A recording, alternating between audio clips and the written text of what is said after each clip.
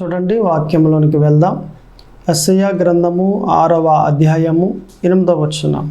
అప్పుడు నేను ఎవరిని పంపెదను, మా నిమిత్తము ఎవడు పోవునని ప్రభు సెలవియ్యగా వింటిని. అంతటా నేను చిత్తగించుము, నేనున్నాను అని ఈ మాట ప్రకారముగా మనము చూస్తే ఇది ఏ సందర్భంలో జరిగింది, ఎక్కడ జరిగింది, ఎవరి మధ్యలో జరిగింది అని మనం చెప్పుకుంటే, యేసు ప్రభువు కాలానికి 800 సంవత్సరాల ముందు ప్రవక్త అయిన యెషయా పుట్టారండి. ఆయన దేవుని పనిని చేస్తూ ఉన్నప్పుడు ఆ దినాల్లో, ఆ రోజుల్లో ఈ ప్రవక్త అయిన యెషయా ఒక దర్శనాన్ని చూశాడు. ఆ దర్శనములో ఈ ప్రవక్త అయిన యెషయా దేవుని యొద్దకు వెళ్ళాడు, పరలోక రాజ్యం వెళ్ళాడండి. అక్కడ దేవుణ్ణి చూస్తూ ఉన్నాడు. దేవుడు సింహాసనం మీద కూర్చుని ఉన్నారు. ఆయన శరాపులు ఏవండి అవన్నీ కూడా పరిశుద్ధుడు పరిశుద్ధుడు అని గాన ప్రతిగానములు చేస్తూ ఉన్నాయండి. అయితే వాటికి 6 రెక్కలు ఉన్నాయి. 2 రెక్కలతో వాటి కళ్ళను కప్పుకుంటూ ఉన్నాయి. మరి ఒక 2 రెక్కలతో వాటి కాళ్ళను అంటే పాదములను కప్పుకుంటూ ఉన్నాయి. మరి ఒక 2 రెక్కలతో అవి ఎగురుతూ ఉన్నాయి. ఎగురుతూ ఉండి ఏం చేస్తూ ఉన్నాయి అంటే, పరిశుద్ధుడు పరిశుద్ధుడు పరిశుద్ధుడు అని గాన ప్రతిగానములు చేస్తూ ఉన్నాయండి. ఇలా చేస్తూ ఉంటే ఈ ప్రవక్తని యెషయా ఇదంతా చూస్తూ ఉన్నాడు. అయ్యో, నేను అపవిత్రమైన పెదవులు గలవాడను, అరే అటువంటి ప్రజల మధ్యలో నుండి వచ్చిన వాడిని, నేను పాపిని అని ఇలాగని తన మనసులో తలంచుతూ ఉంటే, సరిగ్గా ఒక శరాపు నిప్పుని తీసుకుని యెషయా దగ్గరికి వచ్చి తన పెదాలను అలా కాల్చి, తన పెదాల దగ్గర నిప్పును పెట్టి, ఇదిగో నీ పాపానికి ప్రాయశ్చిత్తం అయ్యింది అని చెప్పింది. ఆ మాట అలాగా జరగగానే దేవుడు మాట్లాడుతూ ఉన్నాడు. ఏమని?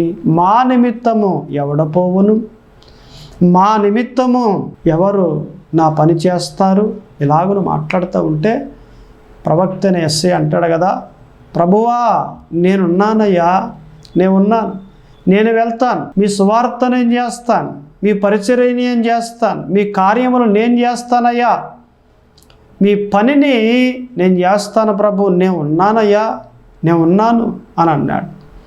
నిజమే కదండి. దేవుడు పని చేయడానికి నేనున్నాను అనే వ్యక్తి ఉన్నాడా? ఈరోజు ఉంటే నిశ్చయముగా దీవించబడతాడు. దేవుని పని చేయడానికి, దేవుని సువార్త చేయడానికి, దేవుని పరిచర్య చేయడానికి, దేవుని సేవ చేయడానికి, దేవుని చేతిలో బహుబలంగా వాడబడడానికి నేను ఉన్నానయ్యా అనే నాదుడు అనే వ్యక్తి ఉండాలి. అటువంటి విశ్వాసి ఉండాలి.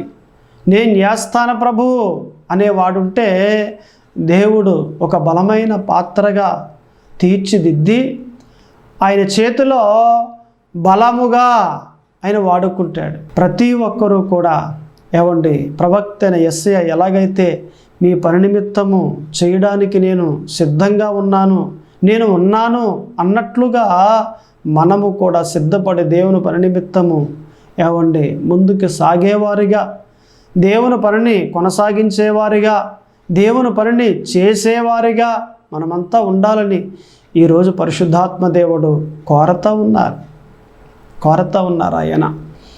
కాబట్టి మనము సిద్ధపడి ఉండాలి. ఇది ఈరోజు మన అంశం ఏంటంటే, మనము సిద్ధపడి ఉండాలి. ఈ మాటల ప్రకారంగా మనము ఆలోచన చేస్తే 3 విషయాల్లో మనము సిద్ధపడి ఉండాలి అనేది బైబిల్ మనకు బోధిస్తూ ఉందని. అందులో మొదటి మాట ఏంటంటే, పౌలు గారు రాసిన పత్రిక రోమా 1వ అధ్యాయము 15వ వచనం. కాగా నా వలనైనంత మట్టుకు రోమాలోని మీకును సువార్త ప్రకటించుటకును సిద్ధముగా ఉన్నాను. ఏమనుంది అక్కడ? ఏ పదం ఉంది? సిద్ధముగా. సువార్త చేయడానికి నేను సిద్ధంగా ఉన్నాను అని పౌలు గారు మాట్లాడుతూ ఉన్నాడండి. పౌలు ఎలాగైతే దేవుని సువార్త చేయడానికి సిద్ధంగా ఉన్నాడో మనము కూడా అలాగున సిద్ధంగా ఉండాలి. దయచేసి ప్రతి ఒక్కరూ కూడా యెషయా ప్రవక్త చెప్పినట్లుగా నేనున్నానయ్యా అన్నట్లుగా ప్రతి ఒక్కరూ సువార్త చేయడానికి, దేవుని పని చేయడానికి, దేవుని పరిచర్య చేయడానికి నేను ఉన్నాను ప్రభు, నేను సిద్ధంగా ఉన్నాను ప్రభు అని చెప్పేవారిగా మీరుంటే నిశ్చయముగా దేవుడు వాడుకుంటాడండి. ఆ తలంపు నీలో ఉండాలి, ఆ ఉద్దేశం నీలో ఉండాలి. అప్పుడు దేవుడు నిన్ను ఎన్నుకుని ఏర్పాటు చేసుకుని నీకు ఏదైతే నేర్పాలో నేర్పించి ఆయన బలముగా వాడుకుంటాడు. ఆయన సిద్ధంగానే ఉన్నాడు. నువ్వు సిద్ధంగా ఉన్నావా? వాడుకోవడానికి ఆయన సిద్ధంగానే ఉన్నాడు. వాడబడ్డానికి నీవు సిద్ధంగా ఉన్నావా? ఉంటే వాడుకుంటాడు ఆయన. ఖచ్చితంగా ఉంటే వాడుకుంటాడు ఆయన. కాబట్టి మనం చూస్తే రోమా 1:15 ప్రకారంగా మనం ఎలా ఉండాలట? సిద్ధంగా ఉండాలి. ఒక ప్రాంతంలో ఒక అబ్బాయి తన తల్లితో తండ్రితో మరి తీర్థానికి వెళ్ళాడండి. తీర్థం అంటే మనందరికీ తెలుసు, చాలామంది ప్రజలు ఎక్కువగా వస్తారు అక్కడికి. ఆ ప్రజలలో ఈ కుటుంబం తిరుగుతూ ఉంటే ఈ అబ్బాయి తప్పిపోయాడు. తప్పిపోతే ఏడుస్తూ ఉన్నాడు. తల్లి తండ్రి అక్కడ వెతుకుతూ ఉన్నారు. అరే ఎక్కడికి వెళ్ళిపోయాడని వెతుకుతూ ఉన్నారు. ఈ అబ్బాయి ఏమో ఎక్కడో ఒక మారుమూల ఉండి ఆ తీర్థంలో ఆ ప్రజల్లో ఉండి ఏడుస్తూ ఉన్నాడు. ఎవరో వచ్చారు, ఏమ్మా ఏడుస్తున్నావు అంటే, మా అమ్మా నాన్న తప్పిపోయారండి అని ఏడుస్తూ ఉన్నాడు. మీ అమ్మా నాన్న తప్పిపోయారా? ఏటట నువ్వు కదా తప్పిపోయింది, మీ అమ్మా నాన్న తప్పిపోయారా? సరేలే, తప్పిపోయిన మీ అమ్మా నాన్న తీసుకొస్తారు పోలీసు వారు, రా అనేసి తీసుకెళ్ళి పోలీసు వారికి అప్పగించారు. అప్పగిస్తే అక్కడ కూర్చోబెట్టారు అబ్బాయిని. నీ పేరేంటి? మీ నాన్నగారి పేరేంటి? మీ అమ్మగారి పేరేంటి? మీ గ్రామం ఏది? మీ సెంటర్ ఏది? మీ ఇల్లు ఎక్కడా? సెల్ నెంబర్ ఏమన్నా తెలుసా? ఇవన్నీ ఇలాగ ఆరా తీస్తూ ఉంటే ఆ అబ్బాయి అంటాడు కదా, అయ్యా పలానా గ్రామం మాది, ఆ గ్రామంలో పలానా సిలువు సెంటర్ ఉంది, ఆ సెంటర్కి కానీ మీరు తీసుకెళ్తే అక్కడ నుండి మా ఇంటికి దారి తెలుసండి, మీరు ఆ సిలువు దగ్గరికి తీసుకెళ్ళండి, అంతే చాలు అని అన్నాడు. పలానా గ్రామంలో సిలువు సెంటర్ ఉంది, కరెక్టే, అక్కడికి తీసుకెళ్తే దారి నీకు తెలుసా? తెలుసండి, రోజు మా డాడీ నాకు డబ్బులు ఇస్తే నేను పప్పలు కొనుక్కోవడానికి అక్కడికే వస్తానండి, అక్కడ కొనుక్కుని నేను అప్పుడు వెళ్తానండి ఇంటికి, మీరు అక్కడికి తీసుకెళ్ళను చాలు, అక్కడ నుండి మా ఇంటికి దారి తెలుసండి అని అన్నాడు. పోలీసు వారు జీప్ వేసుకుని అబ్బాయిని ఎక్కించుకుని ఆ గ్రామం వచ్చారు. సరిగ్గా ఆ సిలువు సెంటర్ దగ్గరికి వచ్చారు. అలా జీప్ అలాగా వెహికల్ ఆఫ్ చేయగానే అబ్బాయి, అంకుల్ నాకు తెలుసు ఎక్కడి నుండి, మా ఇల్లు అదిగో అక్కడ ఉంది అనేసి గబగబా పరుగున తన ఇంటికి వెళ్ళిపోయాడు. తలుపు కొట్టాడు. తల్లి తండ్రి వచ్చారు, తీశారు. నీ గురించేరా కంప్లైంట్ చేసాం, ఏడుస్తూ ఉన్నా అనేసి పట్టుకున్నారు, ఏడుస్తూ ఉన్నారు. ఈలోగా పోలీసు వారు వచ్చారు. అబ్బా ఏది అమ్మా నీ కొడుకేనా, మీ అబ్బాయేనా అని అంటే, అవునండి మా అబ్బాయేనండి అని అంటే అప్పచెప్పేశారు. మొత్తం మీద పోలీసు వారు వెళ్ళిపోయారని నేను అంటాను. ఆ అబ్బాయి అంటాడు కదా, సిలువు దగ్గరికి తీసుకువెళ్ళండి, అక్కడి నుండి దారి మా ఇంటికి తెలుసండి అని అన్నాడు. ఈరోజు నేను అంటాను, లోకంలో ఏ మతానికి చెందిన వారైనా, ఏ కులానికి చెందిన వారైనా సిలువ దగ్గరికి వస్తే అక్కడి నుండి మీ ఇంటికి దారి దేవుడు తెలియజేస్తాడు. ఎక్కడికి రావాలి? సిలువ దగ్గరికి రావాలి.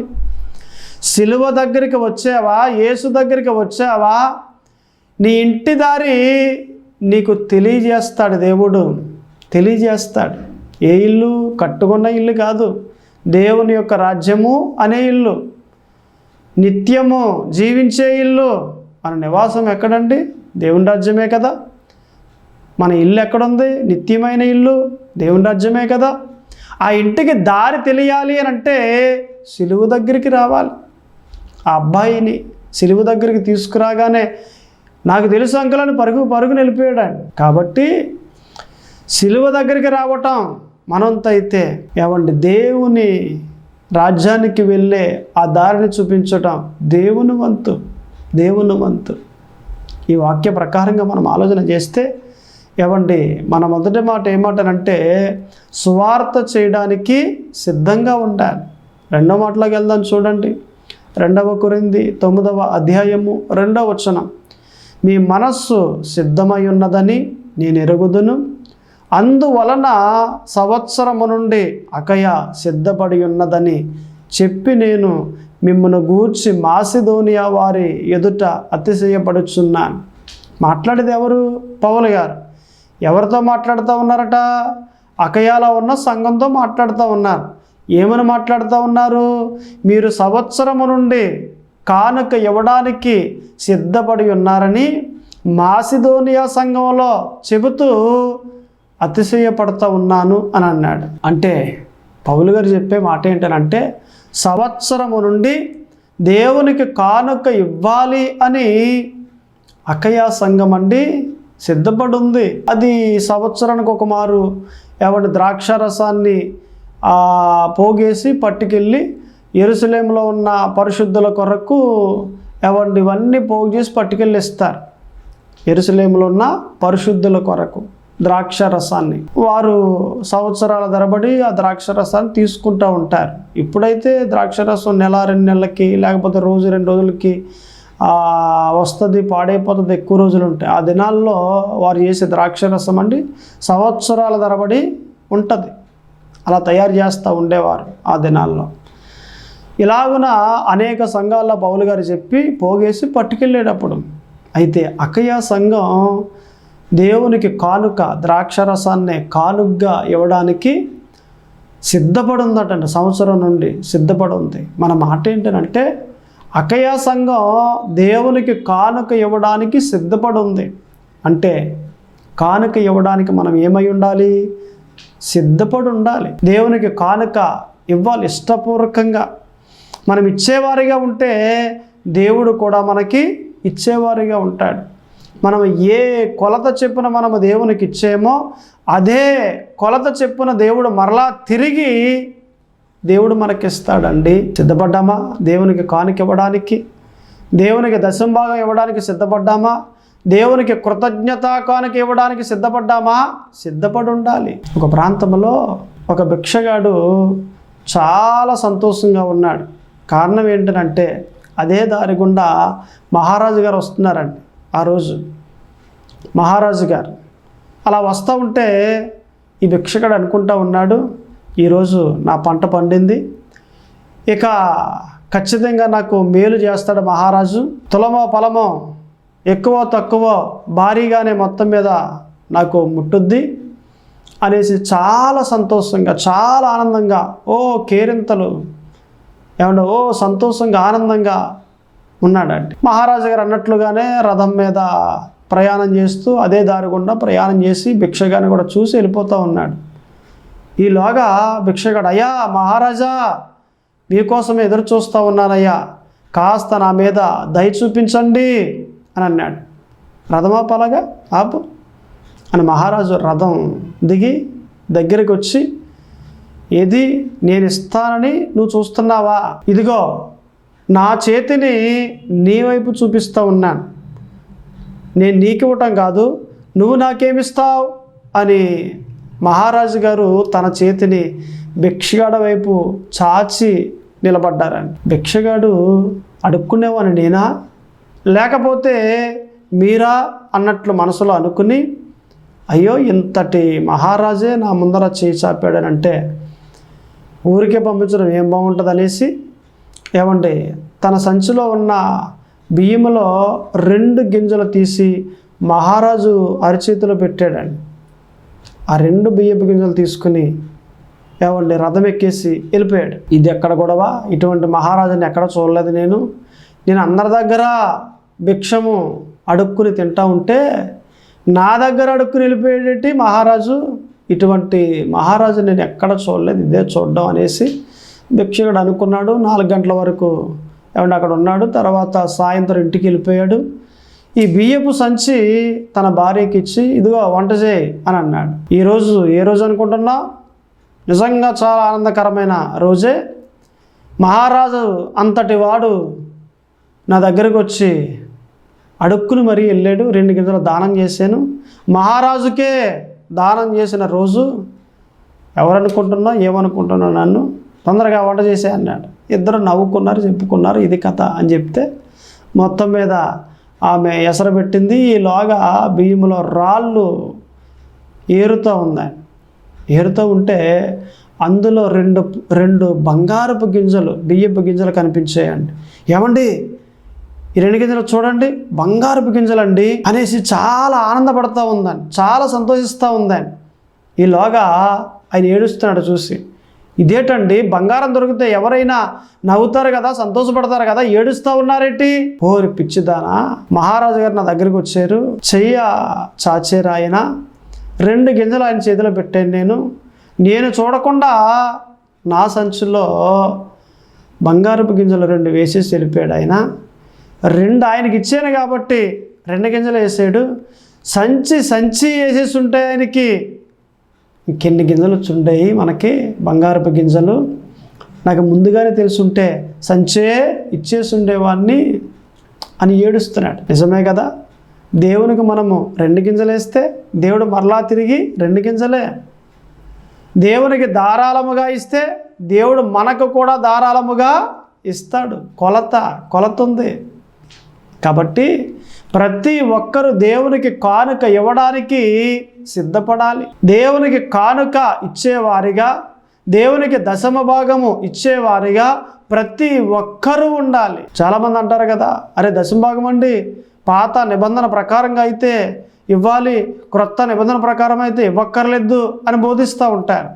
తప్పది. తన ప్రజలకు దశమ భాగం ఇవ్వటం నేర్పించాడు.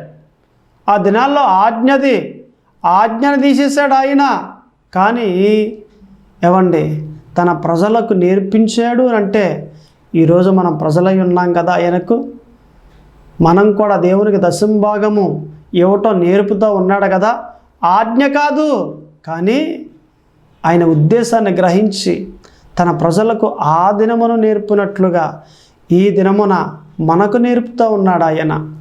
ఆయనకి ఇవ్వాలి, దశమ భాగం ఇవ్వాలి అంటే రెండే మాటలు. ఒకటి, మనము దీవించబడ్డానికి, 2 దేవుని సేవ జరగడానికి. ఈ 2ని మనసులో పెట్టుకుని దేవునికి దశమ భాగం ఇస్తే ఖచ్చితంగా దేవుణ్ణి ఎదిగింపజేస్తాడు. నీవు ఎలాగున ఇస్తే అలాగున దేవుడు మరలా తిరిగి నీకు ఇస్తాడు ఆయన. ఇప్పుడు నిజానికి తాటికే విత్తేమనుకోండి, ఆ టెంక తాటి చెట్టు అవుద్ది, ఫలాలు ఏమొస్తాయి? తాటిపల్లె. మామిడి టెంక విత్తేమనుకోండి, అది మొక్క అవుద్ది, చెట్టు అవుద్ది, ఫలాలు ఏమిస్తుంది? మామిడికాయలే. అంటే భూమిలో ఏది విత్తితే అవే ఫలాలు వస్తాయి, అవే మనం కోసుకుంటాం, తింటాం. మరి అలాగైతే దేవునిలో డబ్బు విత్తితే తిరిగి ఏమొస్తుంది? డబ్బే వస్తుంది. మరలా డబ్బే కోసుకుంటాం మనం. కాబట్టి దేవునిలో విత్తేవారిగా ఉండాలి. దేవునికి కానుక ఇవ్వడానికి సిద్ధపడి ఉండాలి. కానుక ఇవ్వడానికి. అలాగనే మనము 3వ మాట కూడా చూస్తే ఇక్కడ మనకు కనిపిస్తూ ఉంది. అపోస్తుల కార్యములు 21వ అధ్యాయము 13వ వచనం. నేనైతే ప్రభువు అయిన యేసు నామము నిమిత్తము యెరూషలేములో బంధింపబడుటకు మాత్రమే గాక చనిపోవుటకును సిద్ధముగా ఉన్నానని చెప్పాను. చూడండి, సిద్ధము మరలా వచ్చింది ఆ పదం. మనం ఇప్పుడు చూసిన 3 వాక్యాల్లో సిద్ధముగా సువార్త చేయడానికి సిద్ధముగా, అలాగునే ఏవండి కానుక ఇవ్వడానికి సిద్ధముగా, అలాగునే దేవుని కొరకు చనిపోవడానికి సిద్ధముగా. చూడండి ఎంత బాగున్నాయి వాక్యాలు. ఈ మాటల ప్రకారంగా మనం ఆలోచన చేస్తే మనం ఎలాగుండాలి, దేవుళ్ళో భక్తిలో ఎలా నడవాలి, ఏమై ఉండాలి? సిద్ధముగా ఉండాలి. మనము సిద్ధపడి దేవుని కొరకు, దేవుని సేవ చేసేవారిగా, దేవునికి దశమ భాగం ఇచ్చేవారిగా, అవసరమైతే ఆయన కొరకు చనిపోయేవారిగా మనం ఉండాలి. ఇటువంటి సిద్ధపాటు మీరు కలిగి ఉన్నారా? ఉండాలి. అలాగని ప్రాణాలు పోగొట్టేసుకోండి లేదా ప్రాణం వెంటనే పెట్టేయండి కాదు. దేవుడు అలాగేం బోధించట్లేదు. అవసరమైతే దేవుని కొరకు ప్రాణం పెట్టేవారిగా మనం ఉండాలి. నిజానికి ఎవరైనా వచ్చి పీకి మీద కత్తి పెట్టి ప్రాణం కావాలా యేసు కావాలా అని అడిగారు. ఏం కావాలి? ప్రాణమా? యేసు ప్రభువా? యేసు ప్రభువే. కళ్ళు మూసుకుంటే పీకి కోస్తాడు, ప్రాణం పోతుంది. వెంటనే ఎక్కడికి? దేవుని దగ్గరికి చేరుకుంటాం. నిత్యము యుగ యుగములు బ్రతికే ఉంటాం సంతోషంగా. ఎంత సంతోషం అండి! ప్రాణమే కావాలి అని అంటే ప్రాణం మిగులుద్ది. ఒక 20 సంవత్సరాలు బ్రతుకుతాం, లేదా ఒక 50 సంవత్సరాలు బ్రతుకుతాం, లేదా ఇంకా బాగుంటే ఒక 70 లేక 80. తదుపరి ప్రాణం పోతుంది, అగ్నిగుండానికి పోతాం. ఏదో బాగుంది. అంత మట్టుకు మన ప్రాంతాల్లో లేదులే. వేరే ప్రాంతాల్లో అయితే సేవకులు చంపేసే విధంగా యేసు ప్రభువుని నమ్ముకుంటే చంపేసేవారిగా అటువంటి ప్రాంతాలు మనకు కనిపిస్తూ ఉన్నాయి. మన ప్రాంతాలు అయితే ఆ విధంగా లేవు, తక్కువ. ఈ మధ్య కాలంలో కొంతమంది సేవకులను చంపేశారు, జరుగుతూ ఉన్నాయి. అక్కడక్కడ యేసు ప్రభు ఆలయాలు కాల్ చేశారు, జరుగుతూ ఉన్నాయి. మన ప్రాంతాల్లో కూడా తక్కువ అయినప్పటికీ కూడా. అయితే నేను అంటాను, మనము దేవుని కొరకు అవసరమైతే ప్రాణాలు పెట్టేవారిగా ఉండాలి. ఆ స్థితిలో కానీ మనం ఉంటే నిశ్చయముగా దేవుడు దీవిస్తాడు. ఈ మాటల ప్రకారంగా మనం ఆలోచన చేస్తే లోకంలో ఒక కుటుంబం ఉంది. నిజానికి వారికి 20 ఎకరాలు ఉన్నాయి. ఒక రోజున తండ్రి చనిపోయాడు, తల్లి 2 కుమారులు. తండ్రి చనిపోయిన తర్వాత కొన్ని రోజులు గడిచిన తర్వాత పెద్ద అబ్బాయి వచ్చి, అమ్మా నా ఆస్తి నాకు ఇచ్చే, 20 ఎకరాలు కదా, నాకు 10 ఎకరాలు వస్తాయి, నా ఆస్తి నాకు ఇచ్చే అని అన్నాడు. ఒరే అదేంట్రా, మొన్నే కదరా నాన్న చనిపోయారు, అయినా చేసుకోండి ఇద్దరు కలిసి, తమ్ముడు నువ్వును, దేనికి అని అంటే, లేదమ్మా నా ఆస్తి నాకు ఇచ్చే పనిచేసి అని అన్నాడు. రోజు గొడవ పెడతా ఉంటే ఆ తాకిడికి తట్టుకోలేక తన అమ్మ అన్నట్లుగానే ఇద్దరికి కూడా పనిచేసింది. తనకొక 10 ఎకరాలు, తనకొక 10 ఎకరాలు వచ్చాయి. తమ్ముడికి 10, అన్నగారికి 10. అన్నగారికి ఇంకా ఆశ సరిపోక, ఆశ తీరక తమ్ముడి దగ్గరికి వచ్చి, ఒరే నీకు పెళ్ళి అవ్వలేదు కదా, నాకు పెళ్ళయింది, 3 పిల్లలు, నీకు పెళ్ళి అయ్యేంతవరకు ఆ 10 ఎకరాలు కూడా నేనే పండిస్తాను, పెళ్ళయిన తర్వాత అప్పుడు ఇస్తానురా నీకు అని అంటే, వద్దన్నయ్య ఎలాగా పనిచేసింది కదమ్మా, నా పొలం నేనే పండించుకుంటాను, అమ్మని నేను చూసుకుంటాను, పెళ్ళయింది కాబట్టి నువ్వు అలాగనే పిల్లలు వదిన గారు మీరంతా కూడా ఆ 10 ఎకరాలతో బ్రతకండి అని అంటే, లేదురా నాకు ఆ 10 కూడా కావాలి, నేను మరలా ఇచ్చేస్తాను, నేనే పండిస్తాను, అది కూడా నాకు ఇచ్చే ఆ 10 ఎకరాలు అన్నాడు. లేదన్నయ్య ఇవ్వం అని అంటే, ఇది మనసులో పెట్టేసుకున్నాడు.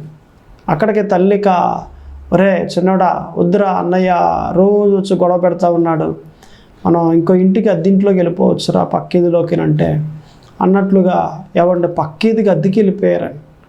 1 సంవత్సరం పోయిన తర్వాత అన్నగారు పరుగున వచ్చేసి తమ్ముడు పాదాల మీద పడిపోయి, తమ్ముడు నన్ను క్షమించు, తప్పు చేశాను అని అన్నాడు. లేకన్నయ్య దేనికి, పొలం అడిగావంతే, ఇవ్వనన్నావంతే, ఈ సంవత్సరం నుండి మాటలు లేవు, సర్లే దేనికి లేగు అని అంటే లేసాడు. తప్పు అయిపోయింది, సర్లే అయిందేది అయిపోయిందిలే, వదిలే అన్నయ్య, ఏమి లేదు తమ్ముడు, మనం కలిసి చాలా రోజులు అయింది కదా, సిటీకి మనం సినిమాకి వెళ్దామా అని అన్నాడు. అలాగే అన్నయ్య వెళ్దాం అనేసి ఇద్దరూ కలిసి సిటీకి సినిమాకి వెళ్ళారు. అక్కడ అన్నీ చక్కగా రూపాయలన్నీ తీసి అన్నగారు తమ్ముడికి ఖర్చు పెడతా ఉన్నాడు. బిర్యానీ ఇప్పించాడు, ఐస్ క్రీమ్ ఇప్పించాడు, ఇలాగున ఎన్నో కొంటా ఉన్నాడు. సినిమా చూశారు. సాయంత్రం 8 ఆ సమయానికి వచ్చేస్తూ ఉన్నారు మరలా ఇంటికి. ఆ చీకటిలో సరిగ్గా కత్తి తీసి అన్నగారు వెనకాల నుంచి పొడి చేసేటండి తమ్ముడిని. అన్నయ్య ఎవరు నన్ను పొడి చేశారు అన్నయ్య అని వెనక్కి తిరిగి చూస్తే ఇంతగా అన్నగారే. ఇదేంటన్నయ్య, రే నాకు పొలం ఇమ్మంటే ఇవ్వలేదు కదా, ఇప్పుడు నేను తీసుకుంటా, నాకే వస్తుంది అది. అన్నయ్య నువ్వు తీసేసుకో అన్నయ్య, 10 ఎకరాలు, నన్ను చంపొద్దు, నీకు ఇచ్చేస్తాను తీసేసుకో, దయచేసి నన్ను చంపొద్దు అన్నప్పటికీ పొడిచి తమ్ముడిని చంపేశాడు. పొడిచి చంపేశాడు. పిల్లకాల్లో పడేశాడు బాడీ. ఇంటికి వెళ్ళిపోయాడు. తల్లి అంది, ఒరే పెద్దోడా తమ్ముడేడి, మా మామయ్య ఇంటికి వెళ్ళాడు, 4 రోజులు ఉంటాడంట, మీ మావయ్య ఇంటికి నువ్వు వెళ్తావు కానీ ఆడెందుకు వెళ్తాడరా, ఎప్పుడు వెళ్ళలేదు అని అంటే, ఏమో మరి వెళ్తా అన్నాడు, అవన్నీ నీకు ఇప్పుడు చెప్పాలా, వెళ్తా అన్నాడు, వెళ్ళాడు అన్నాడు. ఇదేంటి మాట తేడాగా ఉంది, పాపం ఏడుస్తూ అలాగే ఉంది. తెల్లవారింది, గబగబా ఇద్దరు పరుగునొచ్చి, అమ్మా నీ చిన్న కొడుకు చనిపోయి పిలకాల్లో పడున్నాడమ్మా అంటే, ఇక చూడండి పరుగున వెళ్ళిందండి, ఏడుస్తూ ఉంది. పోలీసు వారు వచ్చారు, ఏమండి మరి 4 వడ్డించారు అన్నగారికి, అన్నీ ఒప్పుకున్నాడు, తీసుకెళ్ళి జైల్లో పడేశారు. ఆ 10 ఎకరాలు బయటే ఉంది, ఏమండి ఈ 10 ఎకరాలు బయటే ఉంది. ఇప్పుడు అన్నగారు ఎక్కడున్నాడు, జైల్లో ఉన్నాడు, ఏది పండించట్లేదు. తమ్ముడు ప్రాణాలు తీసి జైల్లో బ్రతుకుతూ ఉన్నాడు. చూడండి, చాలామంది ఇలాగ ఉంటారు. లోకం ఇలాగ ఉందండి. ఆస్తుల కొరకు ప్రాణాలు తీసేసే వారిగా లోకం ఉంది. కానీ దేవుని పిల్లలమైన మనమైతే దేవుని కొరకు ప్రాణం పెట్టేవారిగా ఉండాలి. లోకమైతే ప్రాణాలు తీస్తుంది, కానీ మనమైతే ప్రాణాలు పెట్టేవారిగా ఉండాలి దేవుని కోసం. అటువంటి వ్యక్తులు ఉన్నారా? ఉండాలి. ఈ వాక్య ప్రకారంగా మనం ఆలోచన చేస్తే, ఏమండి పౌలు గారు దేవుని కొరకు చనిపోవడానికి కూడా సిద్ధముగా ఉన్నాడు. ఎలాగట? సిద్ధముగా ఉన్నాడు. ఎప్పుడైతే సిద్ధంగా ఉన్నాడో మీరు గ్రహించండి, నిశ్చయముగా ఆ దీవెన పొందుకున్నాడు. అందుకే పౌలు గారు 14 పత్రికలు రాశాడండి. 1 కాదు 2 కాదు 14 పత్రికలు. అంత దీవించబడ్డాడు అంటే కారణం ఏంటి? దేవుని కొరకు జీవించాడు. అసలు పౌలు గారిని ఎలా చంపేశారో తెలుసా? ఒక రాతి మీద తలను అలాగా ఆంచి కత్తి తీసుకుని నరికితే ఆ తలకే మెట్ల మీద నుండి దొల్లుకుంటా వెళ్ళిపోయిందండి. పౌలు గారిని అంతలాగున కఠినంగా నరికేశారండి. అంతలాగున హతసాక్షి పౌలు. దేవుని కొరకు ప్రాణాలు పెట్టేటట్లుగా ఈ పౌలు మనకు కనిపిస్తూ ఉన్నాడు. దేవుని కోసం సువార్త చేశాడు. దేవుని కోసం తిరిగి దేవుని పనిని పూర్తిగా కొనసాగించి ఆఖరికి దేవుని నిమిత్తములో ప్రాణం అర్పించి దేవుని దగ్గరికి వెళ్ళిపోయాడు. మనం ఎలాగున్నాం? దేవుని కోసం బ్రతుకుతూ ఉన్నామా? మనం ఎలా జీవిస్తూ ఉన్నాం? దేవుని కోసం నిలబడ్డామా? దేవుడు నా దేవుడు, యేసు నా దేవుడు, ఇలాగున మనం జీవిస్తూ ఉన్నామా? జీవించాలి. ఎవరైతే జీవిస్తూ ఉన్నారో వారండి నిశ్చయముగా దేవుని కోసం బ్రతికి దీవించబడి హెచ్చింపబడి వర్ధిల్లింపబడి దేవునికి మహిమార్థమై జీవిస్తారండి. అటువంటి రోజులు మనము కలిగి ఉండాలి. అటువంటి భక్తిని మనం కలిగి ఉండాలి. దీన్ని బట్టి మనం చూస్తే 3 మాటలు మనం సిద్ధంగా ఉండాలి. 1 సువార్త చేయడానికి, 2 దేవునికి కానుక ఇవ్వడానికి, 3 దేవుని కొరకు చనిపోవడానికి కూడా సిద్ధంగా ఉండాలి. ప్రార్థన చేసుకుందాం. దయచేసి ప్రతి ఒక్కరు కూడా కళ్ళు మూసుకోండి. ప్రార్థన.